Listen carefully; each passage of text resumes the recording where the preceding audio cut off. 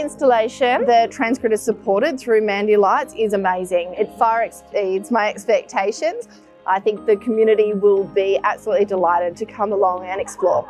So there's a huge amount of work that's gone into the display. There are thousands of completely custom-made fixtures, never been seen anywhere before. It's all been designed and built especially for this location.